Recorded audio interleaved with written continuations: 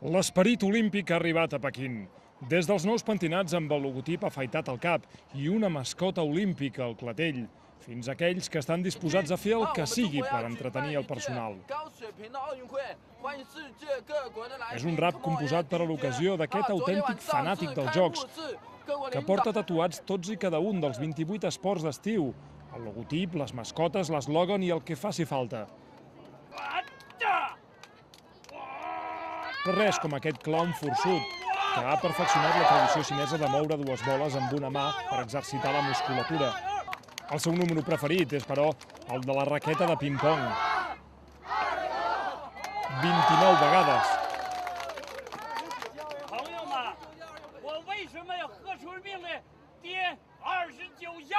Perquè aquesta és la 29a Olimpíada. Al seu costat, l'home del tricicle olímpic.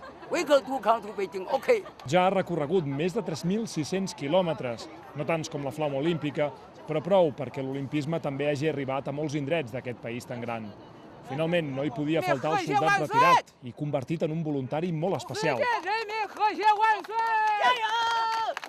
Pels xinesos, el somni de les Olimpíades és un somni centenari i, de fet, és tanta l'eufòria que envolta els Jocs Olímpics que, fins i tot, pels que cobrim la informació i passegem per aquí al costat del cub de gel, ens pot sortir una raspallada de sabates totalment de franc. Sergi Vicente, TV3, Pequín.